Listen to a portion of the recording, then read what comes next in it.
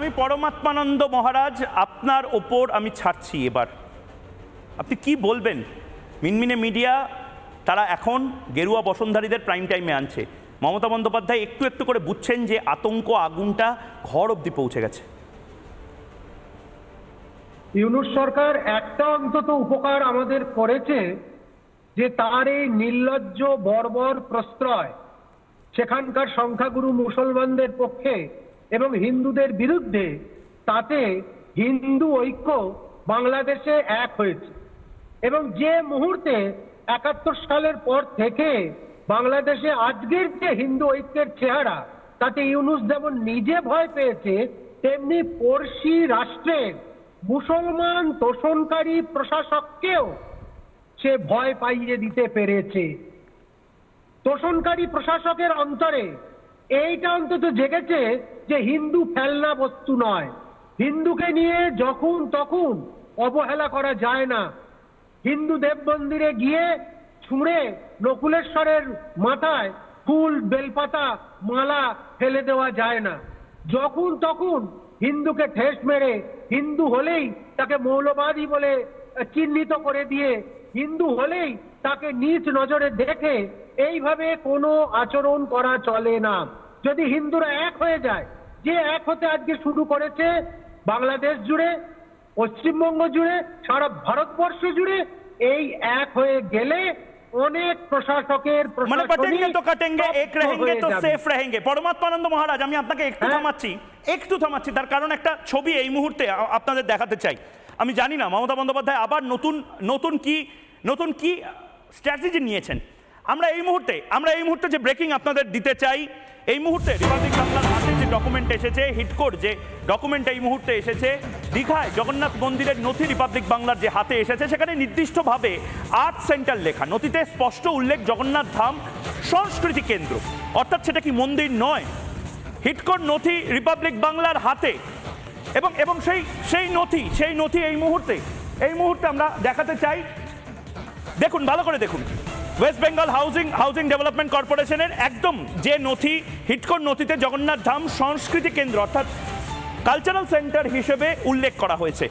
West Bengal housing infrastructure development corporation, যাকে হিটকো বলা হয়, তার যে নথি, সেই নথিতে নির্দিষ্টভাবে লেখা আছে আর্ট সেন্টার। তার মানে কি এটা মন্দির নয়? আবার কি হিন্দুদেরকে ধাপ্পা দিচ্ছেন? আবার কি হিন্দুদেরকে মিসগাইড করছেন মমতা বন্দ্যোপাধ্যায়? বলরাম বসু, মমতা বন্দ্যোপাধ্যায়কে বিশ্বাস করাটা সনাতনী সম্প্রদায়ের মানুষের কি উচিত হবে? হিন্দুরা নিজেদের শত্রু চিনেছে। মিনমিনে মিডিয়া থেকে শুরু করে মুক্তমনা বা এই বুদ্ধিজীবীরা হিন্দুদের পাশে ছিল না। মমতা বন্দ্যোপাধ্যায় আজ সারাদিন হিন্দু হিন্দু হিন্দু করলেন, কিন্তু এই যে নথি, সেই নথিতে তো অন্য কথা বলা হচ্ছে। এটা কালচারাল সেন্টার, টেম্পল হিসেবে রেজিস্টারই হয়নি। কোনটাকে বিশ্বাস করবে মানুষ? ময়ূকদা, আপনি তো পুরো পেঁয়াজের খোসার মতো তার ভণ্ডামিটা খুলে দিলেন। তারপরে কি আর কোনো কিছু বলার আছে? যদি এইটা সত্যিকারের মন্দির হতো, তাহলে যে মুহূর্তে প্রাণ প্রতিষ্ঠা হবে, সঙ্গে সঙ্গে মন্দিরটার অধিকারী হয়ে যাবেন সেই দেব মূর্তি।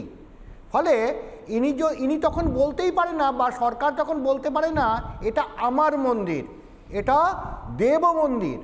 ঠিক আছে, এখানে একটা বিষয়। আর আপনার প্রশ্নের একটা জায়গায় ছিল যে এনারা কি ভণ্ডামো করছেন? এনারা ভণ্ডামো করছেন। এনারা কীরকম ভণ্ডামো করছেন? এনারাই কিন্তু এই জগন্নাথ দেব যখন পোড়ানো হচ্ছে, আবার উনি যখন জগন্নাথ মূর্তি প্রতিষ্ঠা করছেন, ওনার চোখে জল আসে না? যে হিন্দুরা মারা যাচ্ছে, মানে বাংলাদেশে হিন্দুরা মরছে, বৌদ্ধরা মরছে, তারপরেও উনি বলছেন ওটা আমার বিষয় নয়। আমাকে কেন প্রশ্ন করা হচ্ছে? বলরাম বাবু, আমি একটু যেহেতু স্বামী পরমাত্মানন্দজি মহারাজ অনেক দূর থেকে রয়েছেন আমাদের সাথে, আমি অতক্ষণ আটকাতে চাই না। পরমাত্মানন্দ মহারাজ কি বলবেন এটাকে? জগন্নাথ দেবের মূর্তি একদিকে বাংলাদেশে পোড়ানো হচ্ছে, আর অন্যদিকে এখানে বসে তিনি বলছেন এতগুলো কথা। এবং এতগুলো কথা বলবার পরও যে শব্দবন্ধটা ওখানে আমরা পাচ্ছি, যে ওটা সাংস্কৃতিক কেন্দ্র, এটাই হিন্দুদের সবচেয়ে বড় অপমান। জগন্নাথের নিজস্ব সংস্কৃতি আছে, টেম্পল কমিটি বা টেম্পলের একটা নিজস্ব সংস্কৃতি হয়, কিন্তু সংস্কৃতি মানেই ধর্মস্থান নয়। যখন ওটাকে সাংস্কৃতিক কেন্দ্র বলে উনি ঘোষণা করছেন তখন স্বীকার করে নিতে হবে যে ওটা মন্দিরের মতো পবিত্র উপাসনা স্থল বলে উনি মানছেন না। এর পেছনে অন্য কোনো ষড়যন্ত্র আছে মাননীয়ার। সেই ষড়যন্ত্রটা কি সেটা উনি স্পষ্ট করে বলুন, না হলে সাংস্কৃতিক কেন্দ্র শব্দটাকে উনি উইথড্র করুন। এটা কোনোদিন হতেই পারে না। আমরা হিন্দু সনাতনী সন্ন্যাসী হিসেবে এর আমরা প্রতিবাদ করছি। জগন্নাথের নিজস্ব সংস্কৃতি আছে। বেশ, বলরাম বাবু আপনি বলছিলেন, প্লিজ বলুন। হ্যাঁ, বিষয় যেটা রয়েছে এটা হচ্ছে শুধুমাত্র আর 1 বছর বাদে ভোট আছে, ফলে হিন্দুদের ধোঁকা দেওয়ার আবার চেষ্টা। হ্যাঁ, যে কিন্তু এটা আপনাদের কিরকম লাগছে এটা আমি জানতে চাই। এটা আপনাদের কিরকম লাগছে? রিপাবলিক বাংলায় ময়ূককে অনেক কটাক্ষ শুনতে হয়েছে। ময়ূক নাকি গোটা বাংলা মিডিয়াকে এই মুহূর্তে জবাব চায় বাংলা, রাত 8টার সময় গেরুয়া বসনধারীদের বসিয়ে গোটা বাংলার সংস্কৃতি নষ্ট করছে, সাম্প্রদায়িকতা নাকি একেবারে রন্ধে রন্ধে ঢুকিয়ে দিচ্ছে। আজ তো সব মিডিয়া গেরুয়া বসনধারীকে নিয়ে প্রাইম টাইম শো করছে। এর থেকে বড় জয় হিন্দুদের তো আর হয় না। ময়ূকদা, সত্য কথা বললে অনেকের গা জ্বালা করে, এই গায়ের জ্বালার ফলটা দেখা যাচ্ছে। ঠিক ওই জোঁকের মুখে নুন দেওয়া হয় না, তখন জোঁকটা ছটপট ছটপট করে। এই বিষয়টা হচ্ছে তাই।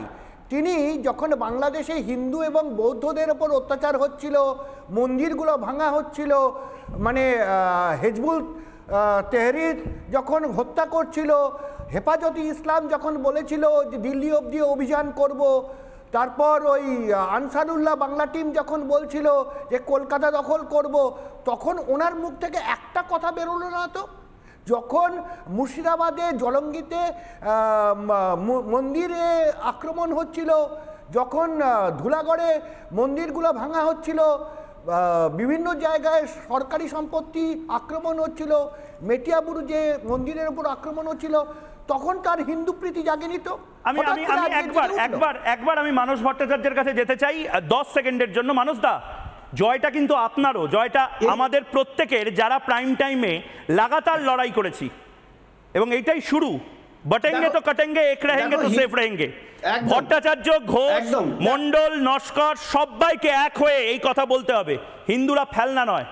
একদম একদম। দেখো, হিন্দুদের সঙ্গে এই যে প্রবঞ্চনা, যে কনফ্লিক্টটা, যে কালচারাল সেন্টার নাকি মন্দির, এই প্রবঞ্চনা স্বাধীনতার পর থেকে চলছে। কারণ সংবিধানের 30 এবং 30A ধারা অনুসারে সরকার, যে কোনো গভর্নমেন্ট, সে হজ টাওয়ার বানাতে পারে, সে পার্সিদের জন্য টাওয়ার অফ সাইলেন্স বানাতে পারে, সে বৌদ্ধদের জন্য পাগোডা বানাতে পারে, কিন্তু হিন্দুদের জন্য মন্দির বানাতে পারে না। এবার নতুন করে শুরু হবে হিন্দুদের জন্য মন্দির বানাতে হবে, এবং তার পাশাপাশি এই লড়াইটা চলতে থাকবে। এবং মৌলবাদীদের বলছি, প্লিজ এরকম করে ভয় দেখাবেন না। ভয় পাচ্ছি, ভীষণ ভয় পাচ্ছি কলকাতা দখলের, কিন্তু তাও ঝুঁকবে না রিপাবলিক বাংলা, ঝুঁকবে না ময়ূক, ঝুঁকে গানেই। নানা ধরনের কন্টেন্ট দেখার জন্য লাইক করুন, শেয়ার করুন আমাদের ফেসবুক পেজ, সাবস্ক্রাইব করুন আমাদের ইউটিউব চ্যানেল।